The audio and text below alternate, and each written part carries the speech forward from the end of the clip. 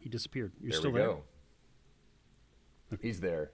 Okay, Yeah, he's still there. I, He's just I okay. see him on the list.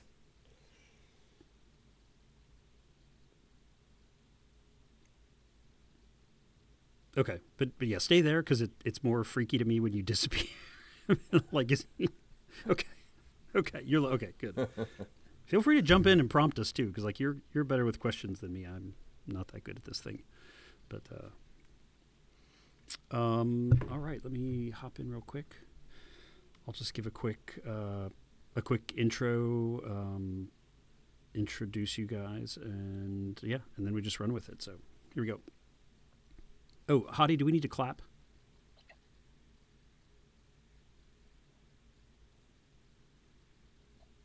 Well, we're recording, so but do we need to clap everybody in for, or okay, we go 5, 4, 3, 2, 1, clap, and that'll just help him sync the audio when we get there. So go 5, Perfect. 4, 3, 2, 1. Are we that laggy, or did we just miss the count? We're close enough, but I wonder if that's Steven's internet's just a little slow. Is it really? Okay, sorry. Oh yeah, you were just like half a count off, so we'll just, it should be fine. Okay. But okay, here we go. All right, everybody, you have a fun one today. I know I always say that, but a longtime friend of mine, I think, my God, I was joking with my wife the other day. I saw a guy in a shirt that said, when did I become the same age as old people? And when I hear myself say things like, I have known Super Dave Koesel for over 20 years, it makes me feel like, wow, we've been doing this for a long time. But I've got Dave Koesel, known as Super Dave online if you're in the forums and things. Longtime industry, what do we call you? Super genius, evil behind the scenes genius, maybe.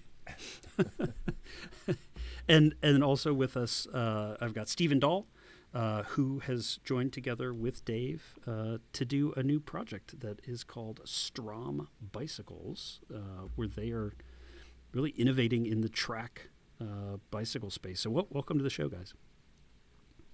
Thank you. It's great to be here, Josh. Good to see you again. Awesome. It's great to have you. Dave, like I said, you and I think we've known each other for 20 years, maybe longer, which is a little bit scary. Yeah. I think we first met you, so let's just give our audience some background here. I mean, you were at Felt as like, what, brand manager, project manager for, what, 14, 15 years?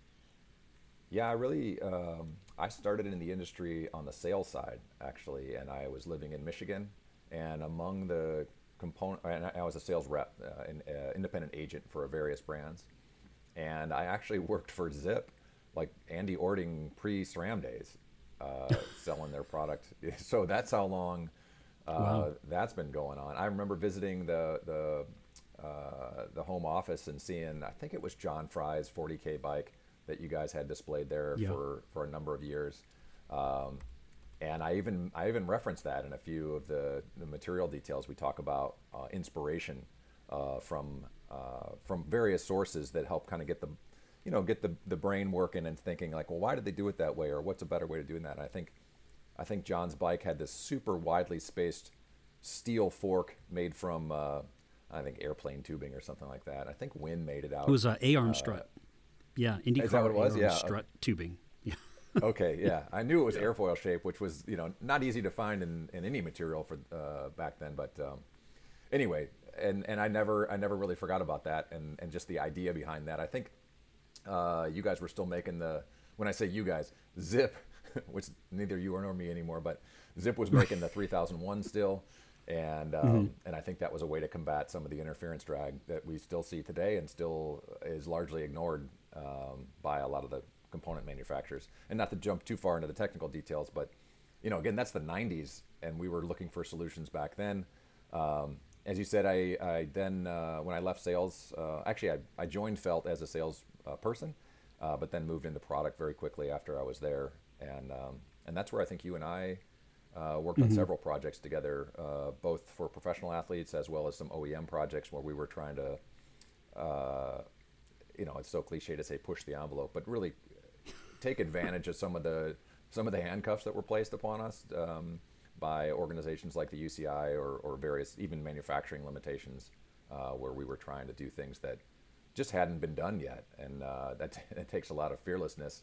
And something that I've always admired in you, Josh, is that your ability to do things because there's the right way to do it, even if there's no one or no precedent to do it that way yet. You're just going to steamroll ahead, and so we try to take that same bullish approach in some of the things that we've done on the development side on this project. Yeah, no, thank you for that. That's I've definitely always been on it's a lot more fun to be bold. Yeah, right. but as we all know, sometimes you really get burned, right? Right. So it's that weird. Oh yeah. Like, even if we know this is the right answer, can we afford to be bold in it? Like, if we get too far out ahead of the consumer, when do they catch up with us, right? And do we have enough cash flow to get from here to there? Which is to get into some of the technical details is a thing where you guys are with this new project, right? I mean, you're being bold, you're pushing the envelope, and you're taking advantage of some new rules. So I think that's super exciting. Super exciting. Yeah, and some of the things that when I first was introduced to Stephen and Ben, they were both students at University of Michigan, and so I was working for 3T at the time, and they were looking for components, I think, and just some insight on, hey, we got these ideas, how are we going to make bikes? And I said, well, ideas are kind of the easy part, honestly. Like, making stuff is really hard. Everyone's got good ideas. Execution is absolutely the part where the hard work comes in. And they were showing me things at the time that 3D printed bladders and things that just weren't commonplace in our industry. And anyway, so I gave him probably some dismissive advice, saying, "Good luck, kids," and that was it. And then Steve and I reunited almost 10 years later. He ended up after school, and I'll let him give you his own introduction, but we reunited at the velodrome. He races at the local Hellier Velodrome in San Jose, and I just moved to Northern California a year prior, and so kind of bumped into each other and said, "Hey, I know you." And then really the project gained a bunch of traction. Last year, I decided to take a run at racing the UCI World Championships for age group for masters, because it was in Los Angeles, usually somewhere in Europe and Manchester, or moving it around. And I thought, well, geez, if it's in my backyard, I should go and give it a run. See what I'm capable of. I had no idea what to expect, and during that preparation time, I wanted to make sure I was UCI legal, which I hadn't really concerned myself with. Most people don't care, right. And it's such a small. I mean, the number of consumers that need to be UCI legal is infinitesimally small, like hundredths of a percentage point in terms of the products that you're selling. Right. But and I had done USA cycling races, which sometimes mirror UCI rules, but for the most part, they just want you to participate. They're not exclusionary. Mm-hmm. And so, turns out my bike was illegal, my position was illegal, everything was illegal. And so I had to modify the way I rode my bike, and I thought, gosh, this is really, I'm pretty tall, and this is really a disadvantage for someone that's tall. I can't get the reach that I want. I can't ride in the position that I want. And so I scratched even the notion of doing the timed events, just because my time trial position was nowhere near where the UCI rules would allow, and I don't think adapting it to the UCI rules would make me competitive. So I focused on the mass start stuff, but even still, I shortened the front end of my bike almost 4 centimeters, and wow. So it was either cramped, or in order to try to get not cramped, I lowered the handlebars, which gave me some room to kind of get my arms extended. But in any case, so I went to the World Championships, had an okay time, discovered that I was probably somewhat competitive, but I was giving up some advantages on the equipment side.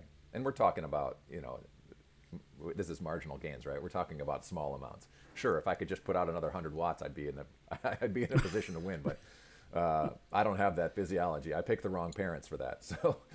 So I decided to look at what other advantages there may be. And at the time, I started hearing rumblings about UCI changes that were coming including changes to the reach rules. Yeah. And we had long heard that the UCI was going to drop 3-to-1, and how that was going to be, how that would manifest into new options and new opportunities in terms of the frame shapes. So, Stephen and I began chatting a little bit about, boy, if we didn't have 3-to-1, the whole idea of a 3-to-1 airfoil, there's no such thing as a 3-to-1 airfoil. Like, if you're making something fast or low drag, you would never use 3-to-1. It's a terrible, terrible shape. You can't make a glider fly with 3-to-1 foils. It just would fall out of the sky. So when you have a frame that's bound by these 3-to-1 rules, you do things like we did it when I was at Felt. We just stacked a couple of 3-to-1 tubes on top of each other to effectively get like a 6-to-1 foil where we could. That's how we came up with the bayonet fork concept. And quite frankly, that's something that the Anthony brothers developed in the 1800s or something. Hinged forks are not a new thing. Look at it in the 90s, as early as the 90s, even on road bikes. Although I think it's now limited to just their track bikes.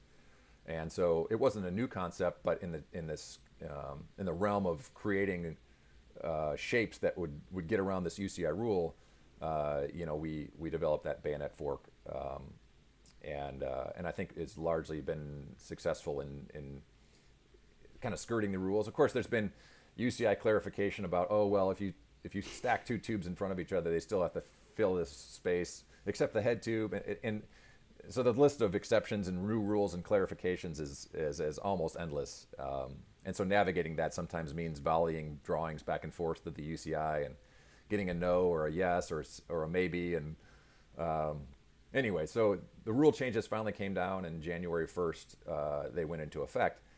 And all this is happening while many federations and the players in track and road have already made their product development decisions, and the timelines for frame development is generally about 3 years, maybe 2 years, depending on what you're making and what size company you're working for. When I worked for Specialized, it was generally a 3-year cycle. Sometimes that extended into 4 years, depending on what kind of development delays were going on. And that's pretty typical. Same thing at Felt, 3T. I think even Shimano, you'll see like 3-year cycles for Durace and XTR, wherever their component brands and introductions are. And so what happened with this UCI rule change, and one of the reasons that we had such a time crunch, is independent of the UCI, the IOC says if you want to use your product in the Olympics, it has to be used in competition the year prior. And so while this change January 1st, 2023 seems like, oh, you got plenty of time before 2024 Olympics, it really didn't give you a reasonable development time to make a new frame. But we were stubborn and said, well, let's give it a shot. Let's see if we can make this work. And so as you know, in carbon manufacturing, the tooling is the most expensive thing that you really have in that. Buying the material, it's a couple $100 worth of carbon material to make a frame. It's obviously it's a lot of human costs. There's a lot of hours in terms of the development. But upfront costs, there's tens of thousands of dollars of carbon tooling. And so we decided to plead our case to the buying public and say, hey, we want to make this thing. We don't have $70,000, but we'll sell you a frame if you back us on Kickstarter. So we put together a Kickstarter campaign, and it was funded in I think less than a week, and we raised over 200% of our funding goal, which gave us the necessary funding to. In fact, once we saw we were going to hit the funding goal, we all sort of emptied our bank accounts and said, all right, this is going to happen. Let's get a head start on it, and so we did. So we got the frame mold, the first size done. And we began in earnest on frame development, and the initial timeline was end of November to get the first frames ready for production, which of course means we were going to miss this 1 year cycle. And even today, it's end of July, and there are no frames. There are a few sample frames floating around, but there are no frames that are through all of our extensive testing, fatigue testing, impact testing, stiffness, materials. All the processes that need to go through. We should complete that today, maybe tomorrow, and those frames will be overnighted to Glasgow. Literally today or tomorrow? Yeah, literally. Wow. Yeah, it's we're I would say we're down to the line, but we're already at the line. This is it. Like we've had a lot of athletes and federations that have been interested, and almost all of them have dropped off to say, hey, look, it's the World Championships. We can't get a bike like the day before and then race it. Our athletes need time to try it, or the athletes themselves have said, hey, look, this is a pretty important event for me. This is probably the most important event. It's an Olympic selection event. It's points for our federation. It's the World Championships. And I'm not going to change a frame the day before. I'm not going to, Right. being an elite athlete is all about controlling the variables. There's only so much you can control once you're out there racing. So going in with knowns, like what equipment I'm going to ride, is pretty important. So we do have a few Hail Marys out there, and there's a couple of athletes that are still very much interested, largely because they believe in the advantages of the technical advantages. And we can jump into that a bit too, and I'll rely on Steven with some of the stuff, because some of the concepts are, I have 20 years of working with the UCI rules, and I think a lot of the manufacturers are in the same boat, where we've developed, it used to be you kind of make an aero looking bike. Well, now we've developed bikes for triathlon that are fast at a high yaw angle at 25 miles an hour, and then we got bikes that are fast for time trial that are fast at 30 miles an hour at lower yaw, and it's gotten to be so complicated that, and as you know, with clothing, it's like, here's a skin suit that works for triathletes, that are riding at this specific speed. And even clothing gets even more individualized, where it might be fast for one person and not for another, just based on their shapes and so forth. And bikes have gotten that way. And when we were limited to 3-to-1 shapes, if you wanted to make a bike fast in a specific area, 3-to-1 was mostly about making the frontal area small, just because the tubes weren't that efficient at being aero in the first place, and so you just wanted to limit what the air was going to see, and then maximize areas that the rules didn't sort of apply or didn't have as much impact. One of the ways we did that in prior efforts when we were doing the felt bikes was to make the stem really big, because the UCI doesn't regulate the shape of the stem. So if you can make your bike really small but your stem really big, you can make the stem really aerodynamic. It can be 3-to-1 or 4-to-1 or 8-to-1 or whatever airfoil shapes you want. So it's about skirting those rules where you can. But 8-to-1 or 9-to-1, I don't know anything about these airfoil shapes. I don't have a library of shapes that we've tested and done CFD on, or done modeling in the wind tunnel, or gone to the tunnel. As we did at Felt, we'd go with several different concepts or ideas and kind of stack them all together and test them against each other and see what works best as a system. And in the last, maybe let's say 4 or 5 years, there's been all the focus has been in rider on. So making a low drag frame is not nearly as important as making a low drag system with the rider. And so literally when these rule changes came about, Steven and Ben were like, you don't understand, we can move the we can move the air with airfoils that are 8-to-1. We can create proper lift. We can move the air away from the riders. We can we can do things that have previously been impossible, or just not very efficient. So that was really thrilling. And of course it's like, okay, great. Well, then design a frame, and it needs to be done next week, because we got to start cutting tooling, and so you have till Friday. But we, it was like, and Ben's like, okay, well, I think with a few hundred hours of CFD, we should be able to nail this thing, and it's a pretty good concept. But of course, we don't want to make anything till we go to the wind tunnel and actually test it. So then there's getting not only do we have to rapidly get basement. Yeah, right, exactly.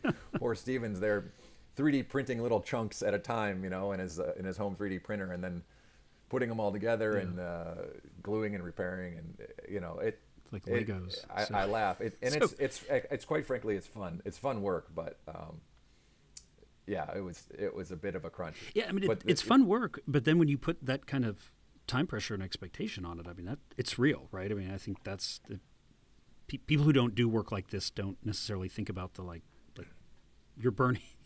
We said it's like we have this pile of cash, and we're basically like burning some of it every day, and so you got to get to the finish line. You got to get there quickly, and a lot of times you're making decisions with not nearly as much data as you would want, right? I mean, especially for those of us who are engineers, it's like we never have enough data. No matter how much you're just like, oh, but if I had one more day. I'd go back to the tunnel and I would study this one other thing. So, Stephen, let's talk. Obviously, you started the company actually, what, almost 10 years ago? Yeah. So you've been at this for a while, but not. Yeah. So one of my best friends in college, Ben, and I were on the cycling team together, and I was already a huge equipment nerd since I started cycling. I didn't, riding the bike's fun, but taking the bike apart in your garage and playing with all the little spinny bits was always like the thing for me. And so when I was in college, I was on the cycling team, and we had these indoor trainer workouts where you'd put the whole team in a semicircle, and the coach would give you these interval sessions, and you'd ride your heart out and drip sweat onto the floor. And the guy riding next to me was brand new, and he had these little foam airfoils electrically taped with electrical tape all over his bike. Like, he filled in all the gaps. He had little gussets everywhere, and he had done a little bit of sanding. And I was like, I like this person. They're going to be my new best friend. And so we did all sorts of stuff. So I was on the Formula team. So for those of you who don't know, it's like a little race car, like a little Formula One car built every year at any engineering school pretty much has one of these teams. And I was on the Aerodynamics team, so I did the carbon fiber layups and work. And so that's where I learned how to cut tooling and how to do different types of carbon fiber manufacturing. And my friend Ben was on the human-powered helicopter team, actually. So he did sort of the same sort of thing, but different, even more cycling related. And we just hacked a bunch of frames together in my dorm room basement, or it was a dorm house basement, and took some bikes to Nabs, talked to Dave as Dave talked, said, actually, Dave, you were really helpful, actually. You told us to go talk to a couple different people, and we who were manufacturing in the U.S. The thing we were very naive about was we saw people manufacturing in the U.S. At low volumes, and we're like, hey, we'd like to do that. We'd prefer to do that than outsourcing it and potentially lose the IP. But even then, we were really interested in the system approach, so we had a lot of novel aerodynamic ideas that we were using back then, like treating the bottles and the derailleurs as all part of a system, treating the rider as part of a system, integrating the stem, figuring out different ways to influence the air so that it doesn't detach from these short, crappy airfoil sections like a traditional 8-centimeter head tube. So we had, and then, graduation comes. We didn't sign a lucrative deal with the bike manufacturer, as you might have guessed. And then we were like, screw it, real person jobs. But we just kept in touch, and we hang out with each other regularly. And I had been racing a track frame for a while that I liked, but it was just not amazing. It's a T4. It's good. It's very fast, but had a lot of the fork bangs into the down tube, and the dropouts don't work right, and the sleep post slips. And I'm like, you know what? I'm just going to make one, because I still had all the carbon in my basement. And so I talked to Ben. This is late 2022, and I was like, let's just make one. It'll be fun. How bad can you go on a track frame? And meanwhile, I was talking with Dave, and Dave's like, no, we can make one. And I was like, oh, okay. And then that's kind of where that conversation started. And then once the rules dropped, we were like, this is real. Let's get to work. And, we just kind of went from there. That's fun. It reminds me, and I don't even know if it's still out there on the internet, but Damon Reinhardt at Cannondale, or now at Cannondale, formerly Cervelo, but I first met Damon when I was a college student, and he had published in the early internet, this was 1997 or something, how I made a carbon frame in my basement. Yeah, have you read that? I read that. It's amazing. Yeah. It's amazing. It was inspiring. I remember... Yeah, I met him as a student through that, and then a couple years later, we ran into each other at the wind tunnel of all things. You're like, hey, we both made our way into the industry for real. That's cool. But so whenever anybody's making anything in their basement, I'm like, that's where the good stuff starts, right? Oh yeah, it's super fun. So you've got these concepts, and I know Dave started to talk a little bit about the airfoils, and I think we've talked on this show before and elsewhere. People. Like Dave said, there is no 3-to-1 airfoil, right? That's, like certain companies, the industry like to put aerospace in front of all the different aluminum alloys, and we always laugh because it was like, there is no aerospace version of that one. Oh yeah, we just put it on there anyway. But so we say airfoil with air quotes, but it, no airfoil in the history of ever had this rule or these constraints, and probably the closest thing I think in the real world today would be those root sections of wind turbine blades, right? Where you're trying to go from some sort of airfoil to a round, and you're going you're basically having to go from whatever your foil, 18 to 1, and you're trying to now get it down to 1 to 1, and you have these transitional foils that have been developed. But I mean that, you would never choose to do that, right? And so, yeah, we've for years had these garbage 3 to 1 foils, and of course you can't. You can make it faster, but you can't really control the air. Would, I guess, be my way of saying it. So help the listeners understand. 3 to 1, you're kind of putting a tail on the end of a thing to control some of the turbulence and the shedding and stuff off the back. You're probably getting reasonable windward side flow control, but leeward side flow control is probably poor to non-existent. I mean, like an easier way to think of it is like you can do a lot, right? Yeah, you can absolutely. move air, as Dave said. Yeah. So talk us through that. Well, I mean, like just an easy way to think about it too is like you have a 3 to 1's not that far off 1 to 1 from an air perspective, and you turn you take a cylinder and you turn it sideways, and it still has the same aero properties as it did when it was straight ahead, And so the longer you get, the more you can kind of turn the air, the more efficiently you can turn the air, and so previously if you tried to push the air out the way we're doing it right now with a 3 to 1 foil, you just incur a ton of drag because you'd have to put a lot of material in front to push the air where you want it to go, or you'd have to use some sort of like vortex generator or something to add more energy to the flow. But again, that's more drag. But with these 8 to 1s, it's just you can do that efficiently, which is it opens up a lot of other stuff that it's just very interesting. Lots of possibilities. And so I guess conceptually, now that you can move the flow, where are you moving it? Off of the worst sections of the body for drag. So legs are like most of your body's drag because they're a big cylinder pointing straight up and down. So get the air away from the legs. Got it. That's pumping. Yeah, I think it's also worth noting. So you're noting outflowing it? Sorry, Dave had one.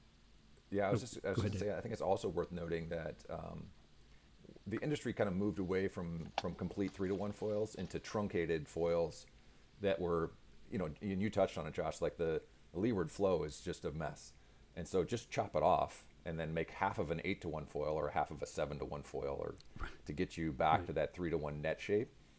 Also structurally, it's easier to make a tube that's just got a big flat section on the back of it.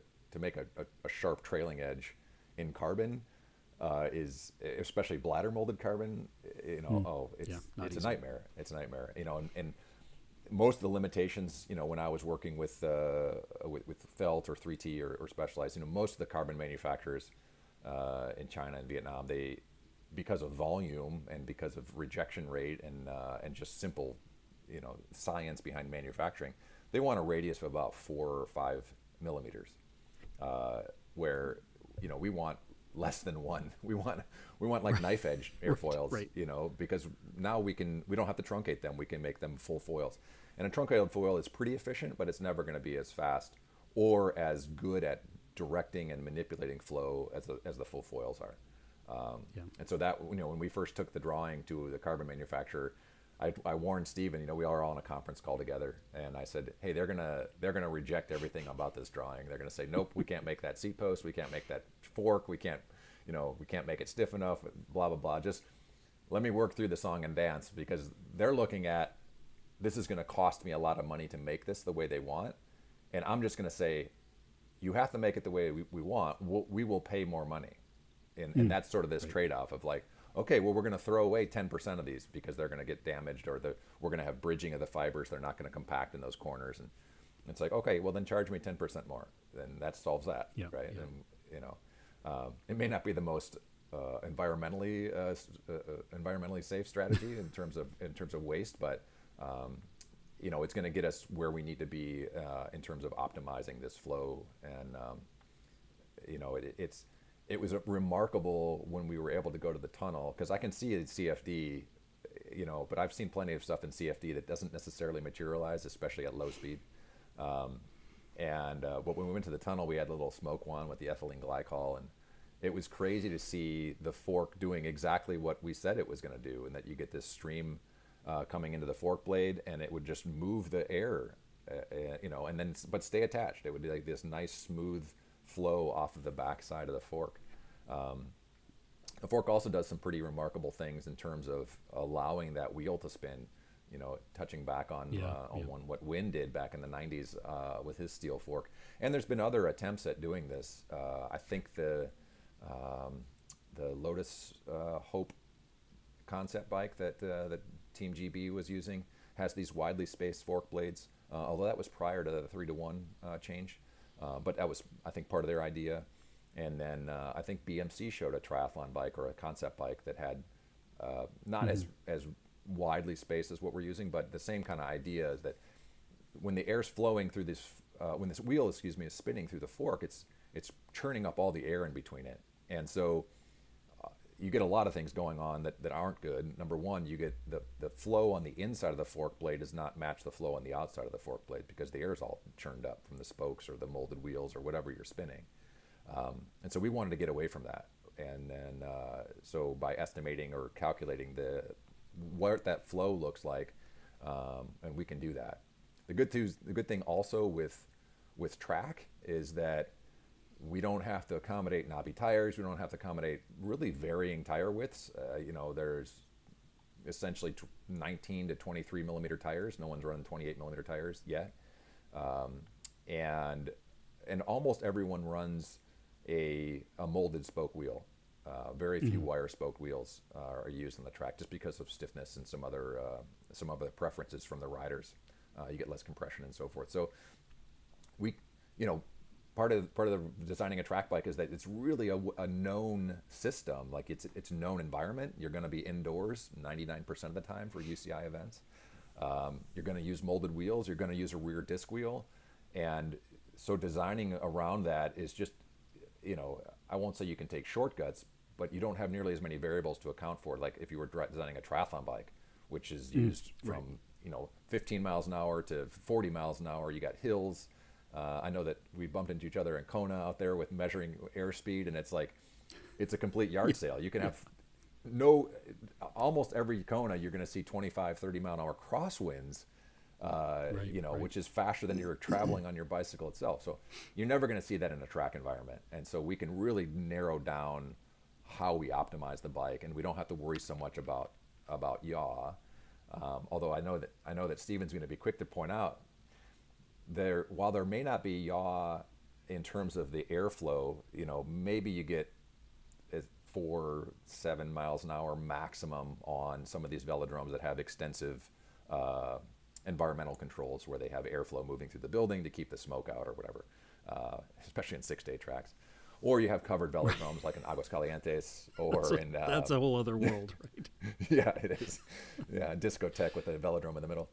Aguascalientes or in Egypt, where they're just essentially covered outdoor velodromes. So you do have some air movement there, but one of the things there's also local yaw. Yeah, is the local yaw something that, like, it's obvious when I say it, but when the rider is pedaling their bike, as the leg's coming forward on the front of the down tube, like, well, the knee is gonna disrupt all this airflow, and then you're gonna have this whoosh of air that gets pushed out of the way on one side of the bike in a specific area. Meanwhile, the other side of the bike is still seeing laminar flow, and so that's essentially localized yaw. So while you don't have much yaw, let's say from the rider's chest forward, you know, the middle of the top tube, the middle of the down tube forward, you absolutely have lots of yaw on the back half of the bike, because there's this cycle of air moving back and forth as the rider's legs are pumping up and down.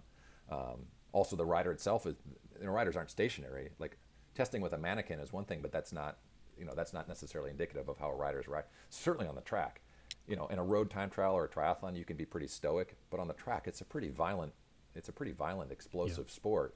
And, you know, guys are hitting 140, 150 RPM. And that movement generates all kinds of flow to consider when you're making these shapes. And so our bike is sort of a blend of, you know, business in the front, party in the back. It's got really a wide range of foils to use just to deal with all that, to deal with what you're actually going to be seeing once you stick a rider on it. And pretty clever engineering. Yeah, please. Something else on the foils that I was just going to add to something Josh said that kind of reminded me of this, is that, you know, you're talking about the wind turbine blades having, you have an intermediate section between your one-to-one interface to the hub of the wind turbine and the blade. And oftentimes you'll see on a lot of bikes, especially if you're really looking at the details, that, you'll have a really well-designed airfoil down tube, for example, on a bike.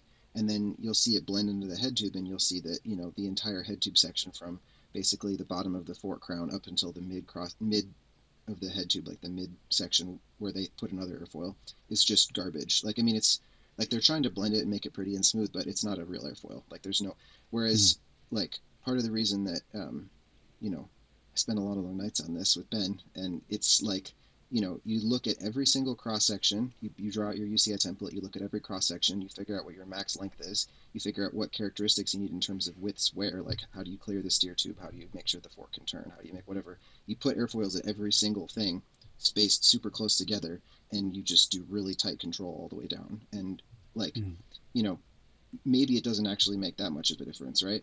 But it makes a difference to us because we're nerds and we care about that. And so we did that for the whole bike. I mean, it's like, just the surfacing, the topology of the frame, we're really happy with that. Like all the little details that we did. And like Dave was invaluable for this too, because it's like, well, Dave, like what do people hate about their bikes? Oh, your seat post slips. Okay, nail down the seat post clamp design. We got a perfect thing for that. Okay, well, people hate it when their wheel slips. Use this special alloy. I've used this before. And the little adjuster nuts. Well, people don't like it when it goes like that because the bolt will bend. You got to do it this way. And so, there's all those little details. But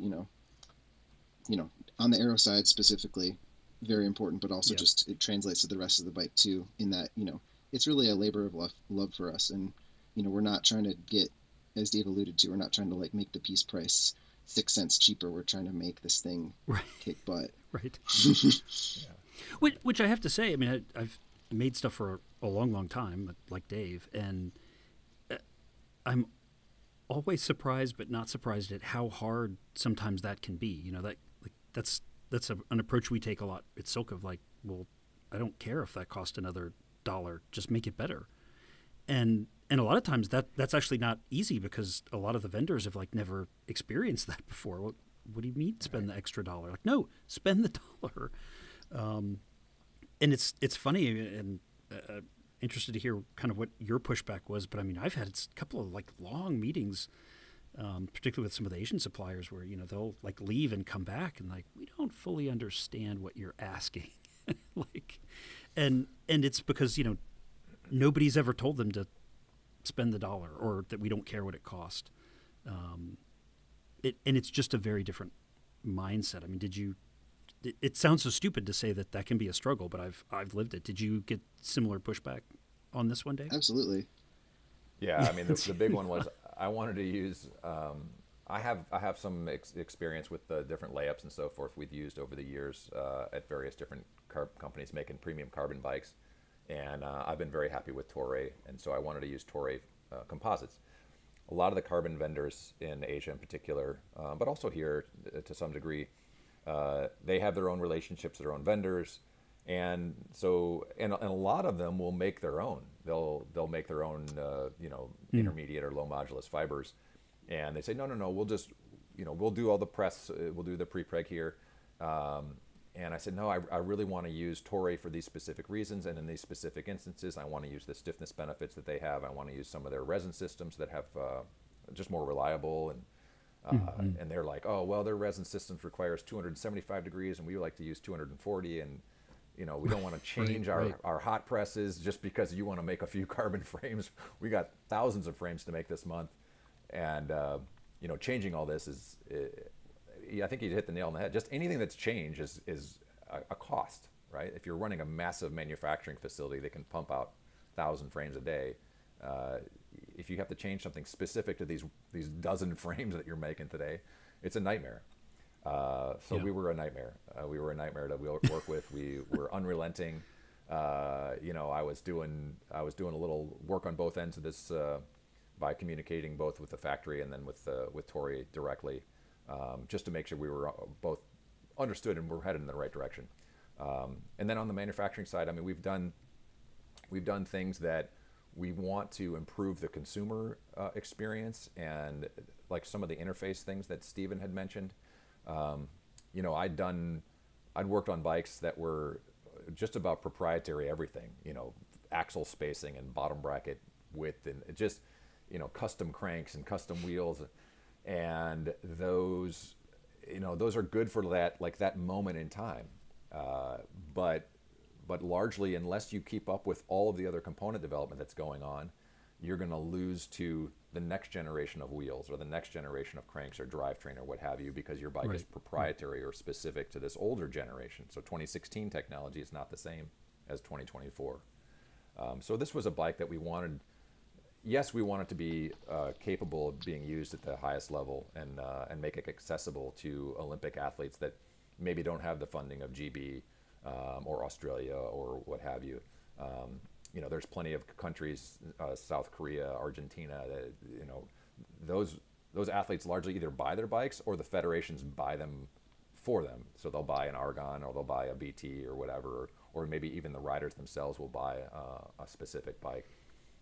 And so we want to be in that conversation of being an equipment provider to those nations that don't have six-figure development contracts with some of the larger manufacturers. So in keeping with that, we wanted to make sure that the interfaces were the same. If you're riding a BT, you can literally take all the parts off the BT and they just drop on the Stromm. There's no proprietary anything. It's a 68 millimeter threaded bottom bracket. It's an 1 1/8 steer tube. It's, everything's just normal. And while there used to be congruent with making sacrifices, like, oh well, if you're not going to use a bayonet system, you're going to lose some section depth, and so you're going to lose some aero. Our standard head tube is deeper than a felt track bike is, or even an Argon, from an aspect ratio for the length and width. So we didn't have to make some of those crazy, I won't say crazy, some of those proprietary things, because I've done them in the past, because it just didn't make that much of a difference. And in some cases, it doesn't make any difference. Yes, of course, like a through axle system or narrower front end or something like that is, there are some gains to be had. And this is the Marginal Gains podcast, so I'm not going to ignore those. Even our fork, while it's designed to be fast in just about every realm, it could be made faster if we were dealing specifically with a front disc wheel, not with a front molded wheel. So in theory, a Stromm Team Pursuit / Flying 200 / Kilo, timed event front disc fork might be in the future, because we could make it, marginally faster. But right now we just wanted something that would bolt everything that's currently available, whether you got your Mavic wheels or your Campy wheels or what have you, Dura-Ace cranks or SRM or whatever cranks, everything just bolts on. It's just a normal bike. And from a commercial standpoint, I mean, Josh, I know how much you love working with the teams and the pros and athletes, because that's where the drive is behind making these marginal gains. But that's not the commercial payoff. Giving product away to professional athletes is not a win commercially. It's a quick way to the to bankruptcy, well, and especially in a category like track, right? Where I mean, a high percentage of the track market are world-class riders, right? I mean, way more so than in something like road. I mean, there's just not that many people doing these events at this level, and there isn't. And it's not covered by NBC, and so getting your 5 minutes of fame, on the Tour de France or whatever, with a little technical insight, or having a rider mention you, it just doesn't happen. Like you have to go into page 6 of cycling news to get any recognition on track, or you got to do the promotion yourself. So really, the end goal is that I'm an old guy and I want to race my bike with my friends, and I want to be as fast as I possibly can, given my limited talent. Steven's the same. He races locally. No disrespect, Steven, but you're not going to go to the World Championships and compete. It's just not at the elite level anyway. You got a few more years till you're a Masters rider like me, and you can ride with the old guys. But we want to use the product. Don't believe him. The problem is the Masters just get faster and faster. Yes, that's true. That's true. But it's just, we're consumers of our own product. Like Steven rides a Cervelo T4. I've got a Felt TK FRD. Like we want to ride the fast equipment because we want to compete, and we don't want to leave anything. We don't want to leave anything behind. And I think that's really the message, is that we're making this bike for consumers. And so if you're a Masters rider or you're a local elite rider and you're racing at Major Taylor Velodrome or Dick Lane or Jerry Baker, wherever, this is also a bike for you. I think that you could say, Ghana's 3D printed Pinarello is probably not for you. It's probably not a bike that, first of all, you may not even understand where the advantages would come from, nor would, if you're not Ghana riding 36 miles an hour for an hour, some of those shapes, they may not work for you. They may not be, advantageous if you're not riding double discs, for example, if you're not riding an indoor velodrome. So there's things that we didn't want to leave behind, and the big one was we don't want to leave consumers behind. That's if we're gonna come out of this breaking even, we need to be able to sell a few of them, and so that's the hope, is that we've got a great bike. It's going to be used at the highest level, but at the same time, it can be used by juniors that want to test their mettle against the best juniors in the country, and they don't have a $25,000 budget for a new frame set. So I think it's really smart of you guys too to not lock the system in. I mean, I think one of the, and you know it too, but one of the dirty secrets with these like Olympic superbikes is they really never get ridden outside of the Olympics, and the cost of maintenance and the cost of replacement parts is so high that the federations and the mechanics generally don't want them ridden other than in competition. And so it puts these really weird pressures on the athletes, like, oh, I can't train on it, but I can only race on it, but I don't feel comfortable when I switch from that bike to this bike. But the mechanic and the federation are looking at I know, like you were the team that did the left-hand drive felt track bikes, right? With the federation doesn't want those things being ridden. I mean, you break a bottom bracket spindle or something, and I mean, it's like that bike is useless. It's a little bit like the like the F-22 Raptor program, right? Like, we've made all we can make, we can't make more,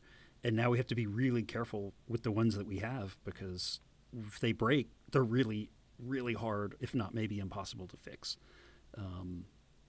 And I see that with a ton of the federations that we work with these bikes. It's nobody gets to ride them, right? Which makes them in a lot of ways, like, I think, an even sadder proposition, right? The bike may be used in 6 competitions in its lifetime, ridden 20, 30 times, and the rest of the time is just taking up space somewhere, because it's really viewed as an expense, more so than an asset. Yeah, and like, when I put on my consumer hat, I've been involved in the industry for, I don't know, a long time. Maybe we shouldn't admit how old we are, but let's say 30 years as a cyclist, and some position in the industry, and I've raced on the track, going back to the late 90s, and I've never seen an FES on the track ever. I've never seen I've never seen the new Lotus or Hope. I'm sorry, the Hope bike. But I see Dolans. I see bikes that are accessible, because those bikes are sort of like, okay, it's close enough, or it's going to suit the budget that I have, and they seem to be shaped okay, and maybe it looks like a fast bike. The Cervelo T5, another UK bike. I've never seen one of those. My understanding is that they all broke. Every one of them is rendered, for some reason they're not functional.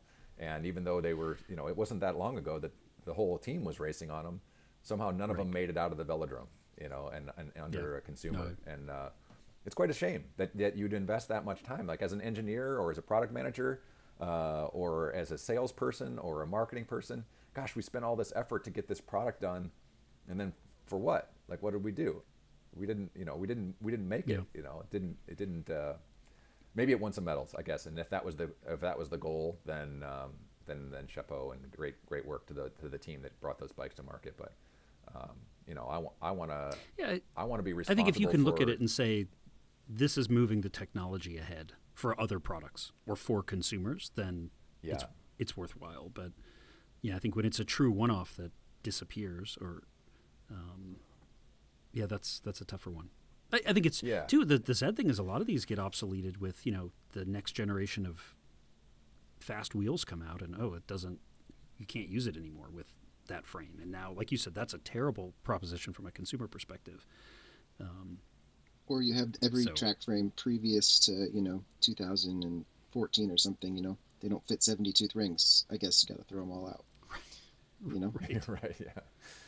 Yeah. I mean, No, that's a that great was, point. Yeah. The slow. Yeah. And those 70 tooth rings are coming.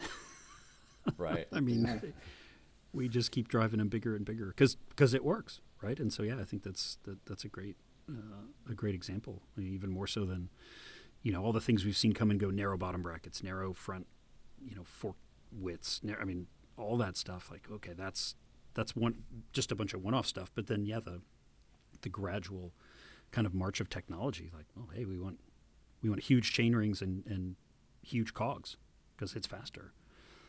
Yeah, I think we're gonna see left-hand drive. We're gonna see big chain rings, but or large number of teeth. But I think what you'll see is the chain rings are actually going to get smaller. You're going to have narrower pitch between the teeth. You'll see that as a coming attraction.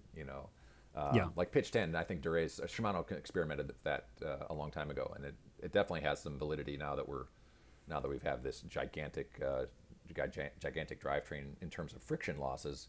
I think you can maintain some of that with the smaller pitch chains, and it's exciting to see. And it's great that there are people out there willing to push that envelope on a technology and development side. I just feel like we need to make it available. I want to be responsible for little Billy and Susie's PRs. The kids that are racing, for their first time, and they get this new equipment and they go faster than they've ever gone before. That's just as thrilling to me as watching Jen Valente win a gold medal on a bike that that you had a hand in designing. So it's fun to have. It's fun to have both, I guess. It's fun to have the exposure on the world tour, but it's even better to see consumers saying, "Wow, this is the best bike I've ever ridden," or what have you. And those sorts of accolades are equally fueling to making the next generation product. No, super exciting. I think that's an amazing note to end on. We've talked on this show before, like the next generation, the pay it forward, right? It's like we got to keep kids on bikes. We got to, kids on bikes become adults on bikes, which is good for all of us. But guys, super exciting. I guess so. Literally, like today, tomorrow, you could have your testing complete. I mean, that's pretty exciting. What's your sort of? I mean, we have frames that we've tested, and some of the early samples we made prior to. We'll get into some carbon manufacturing, but the frames are made and then we're tested for durability and stiffness and all that sort of thing. Prior to the final layup, the bladders inside the frame, we just use air bladders just to kind of make them quick and dirty. But the production frames are using expanded polystyrene, so like a nitrogen infused foam essentially that they use inside the molds. So you have an external mold, and let's say like for example the forks head tube is 35 millimeters wide.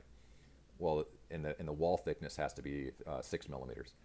So you'll have an internal mold that exactly leaves that dimension, so that when you're compacting everything, not only does it give you the specific shapes that you need, just in terms of there's no wrinkles or anything in like the bags or the balloons that you use with the air bladder, but also you get like optimal wall thicknesses and everything. So that had to be finalized, and if you had to add layers of carbon to make it stiffer or whatever, then you have to change the internal molds to accommodate that extra thickness. So there's some trial and error going with that. We've also had, so we had some of the first sample bikes, DHL lost them. So that was fun. So we, we kind of showed up. Yeah. Well, I mean, these things happen, but I'm sure DHL can manage the fallout from this naming and shaming. But we had meetings at the U.S. National Track Championships and with athletes and federations and riders that are interested in seeing and riding the bike. And so I said, no problem, I'll be there with one to show you. And then we kind of showed up with like a computer screen, like, well, don't have one yet. But so that, little hiccups like that just are inevitable. And that's kind of, we've gone through those hiccups. Now it appears that everything has cleared the runway. The frames are actually done molding and they have to be painted. The UCI requires that we decal them and put a clear coat over the UCI stickers. That's a new UCI rule. Like we used to just slap the stickers on, especially the prototypes. We just slap them on after molding, and we just have a stack of stickers just to stick them on. But they don't allow that anymore. So getting the UCI decal, which was once a very quick, somewhat painless process, has now elongated into many months. Sending them samples, sending them drawings, working back and forth with that. There was never any technical hurdles with the UCI. Everything we sent them was, they didn't say, hey, this doesn't follow the rules. Everything, we understand the rules. We followed all the rules. There's just a timeline that they work on that's just different than ours. Ours was very rushed, and theirs was pragmatic. And I think they have I think a list just came out of all the new stuff was introduced by the UCI. I think I saw that posted online. There's hundreds and hundreds of new items that they had to go through. Everything from clothing to handle. I mean, it's massive. It's massive. It never used to be quite so complicated, but. Well, anyway, and with the rule change, I mean, it just puts everybody on a similar time frame. Oh, yeah. Like, oh shit, everyone's got to get their crunches on. I'm really flattered and excited to see that the fork that we designed is now being introduced. Like, everyone's seeing the same kind of potential gains. So when you look at our fork shape that we showed, you're going to see that from just about every manufacturer that said, "Ooh, what can we do now?" So they're doing widely spaced fork blades in an effort to sort of let the wheel spin without drag, and then kind of block the rider's legs a little bit. I don't know that all of them have taken the steps that we've done with actually moving the airflow versus just blocking the airflow. I haven't seen anybody with concavity yet. Right. So there's some benefits to what we're doing, but it's good to see that people are on this same track. Like, oh, now that we don't have to make everything really small to hide it from the air, we can change the shapes. Some of the ones I've seen too have kind of rounded trailing edges, which is again for manufacturing makes it much easier to make. And maybe they're just on a timeline that they couldn't afford to do what those extra steps, because our fork is so hard to make. A lot of it's solid carbon, and making anything solid, you're going to end up with voids and bubbles, and so you have to combat that with little. It sounds like it'd be pieces, easier, but it's really bloody hard. Oh, it's a disaster. Like, we have literally this little strip of foam that's 3 millimeters by 6 millimeters, and they have to wrap carbon around that. That has to then get put into the mold, and it's really, really fragile before it's molded, of course, because it's just floppy like a piece of uncured carbon is floppy. So anyway, fun stuff. Hopefully DHL treats us right this time. The frames arrive in Glasgow, and we get some athletes racing on them, and then we can start our build up for Paris. We will have fingers crossed for you guys. Tell listeners where can they check you guys out online? It's Stromm Cycles. That's with 2 M's. But what's your website, or where do they find you? I'm so glad that you asked that. We are so focused on getting this bike done that our website has just been sitting idle. We have no website. We have a Facebook page. We have our Kickstarter. Our Shopify's live. Oh, that's true. Yeah. Actually, our Shopify website is now live Just as of points you straight to our Insta and Facebook.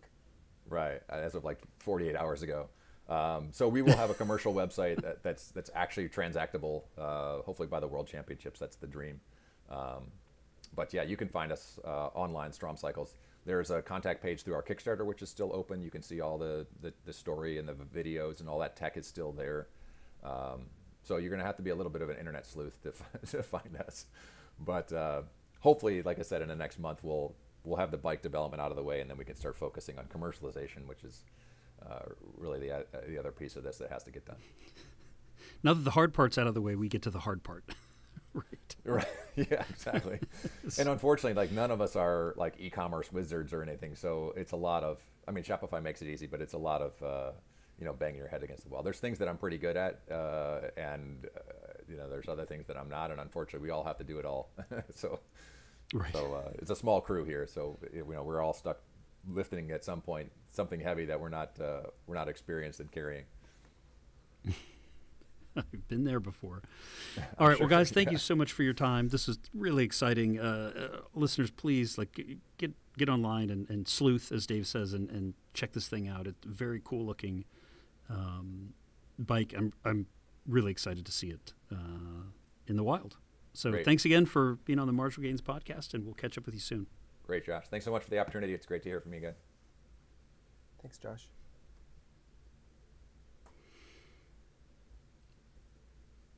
All right.